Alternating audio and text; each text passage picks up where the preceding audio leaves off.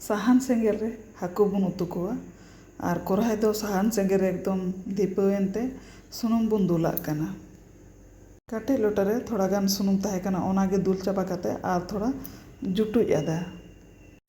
कढ़ाई रेना सुनुम दो ललो हिजुग कान ताबुना और नोडे बन पटम दोहो कादा सासांग और बुलुंग आते बन मेरिनेट दोहो का कोवा आयमा हाकू उनको के नितो दो मिटांग मिटांग काते बन खांजो कोवा और दमे रो को बर्षा दिन तो दाग बड़ाई दाय बाहरे नाका दमे रो मेना कोवा ओना हतेते ओना इयते पटम दोहो हताड़ कना।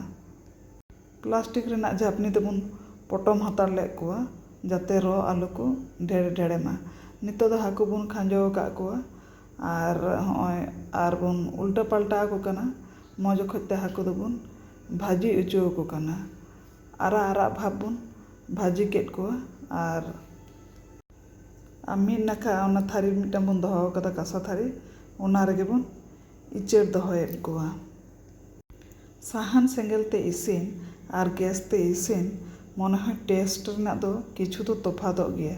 साहान सेंगेल रे दो जहाँ लेका काते गे आडी सिबिल सड़म गे आइकागा। गैस रे इसिन काते हो सिबिल गया तबे ओका लेका चो साहान सेंगेल रे इसिन लेखा निजस्वता माने ओका लेका चो एकदम प्रकृति सालान मिलाव कान लेका आइकागा।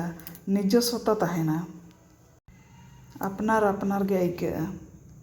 साहान सेंगेल जुल का से ओना साहान सेंगेल ना जहाँ सो तेगे माने लाज दो माने आडी मौज गे आइकागा। मने कना आरो रेंगेज ते दो जन आरो बाड़तीयेन गे।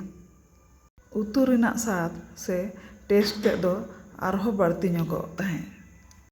नेतार आतो ओड़ा रे सानाम होड़गे ओकोया कुलक कान और बांग कुलक कान सानाम होड़गे सुनुम रे खांजो काते को भाजिए कुआ। नोंकान हाकू उतु को कुसिया कना। सेदाया उतु दो एकदम गे बाको कुसिया कना।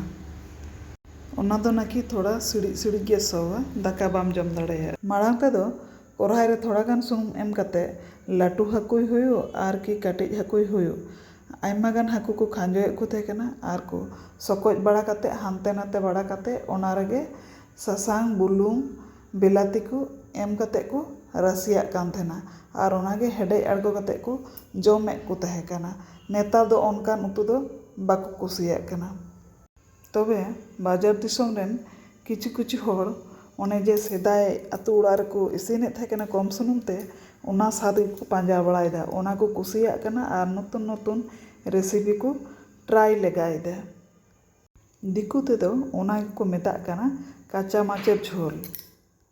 गल्पो गल्पो ते हाकू को भाजा सातिना और ओना सुनुम रेगे पाँच फोड़न बन लगावदा और बिलाती बन गेड अकादा पेया पुनिया ओना बन खांजो केदा। बेलाती खांजो काते नोंका बन होंडा बड़ा केदा और मौज खoj तबन होंडा बड़ा केदा और थोड़ा गान बुलुंग बन लगाव कना।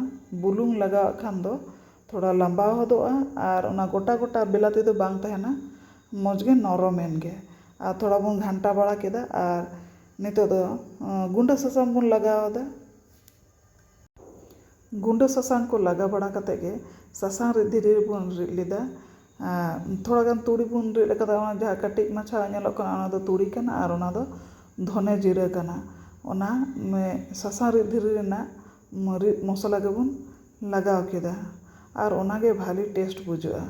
मौज खoj तबन कोसाव ᱧᱚᱜ लेगे साहान सेंगेल काना तई दो दमे मेना ओना हतेते आयमा घाड़ी नोंका खुंती आड़ाग बाय गानोआ घंटा हताड़ हुयुआ बांखान दो रंगोयेन गे। रिद सासांग मसला हो घंटायेद खान दो आडी मौज गे सो राकाबेना और ओना साहान सेंगेल रेना सो जतो मिले मिसे एकदम दारुण सो काना। ओना मसला को हो मौज खoj ते बाम कोसाव ᱧᱚᱜ लेखाय ओका लेका चो सोवा माने बेरेल बेरेल भाव सोवा। खुंती दो थिर हो बाय गानोआ बांखान दो ओना मसला तेद दो रंगोयेन गे टेस्ट तेद दो आरो खराबेन गे। बारे सेद दो झिपिर झिपिर दाग एदा ओना दाग दो चास कामी रे दो बांग लगा। चासी को तो दाग लागिद को अपेक्षाव कादा तीसे दागा को कोयग बड़ायदा और नितो दो ओना मसला रेना अरुब दाग बन दुल केदा थोड़ा गान सारे एकान तहेना ओना हो मसला साव नासेना बन घंटा ᱧᱚᱜ लेगे बाखा डुंबो मुंबो को ताहन खाय दो ओना दो ᱵᱷᱟᱞᱤ ᱵᱟᱭ ᱵᱩᱡᱷᱟᱹᱜᱼᱟ ᱢᱚᱡᱽ ᱚᱠᱚᱡ ᱛᱮ ᱚᱱᱟ ᱦᱚᱛᱮᱡ ᱛᱮᱵᱚᱱ ᱠᱚষᱟᱣ ᱧᱚᱜ ᱠᱮᱫᱟ ᱟᱨ ᱱᱚᱰᱮ ᱯᱚᱨᱤᱢᱟᱱ ᱢᱚᱛᱚ ᱵᱚᱱ ᱨᱟᱥᱮᱭᱟᱫᱟ ᱛᱤᱱᱟᱹᱜ ᱜᱟᱱ ᱫᱚᱨᱠᱟᱨᱚᱜᱼᱟ ᱩᱱᱟᱹᱜ ᱜᱟᱱ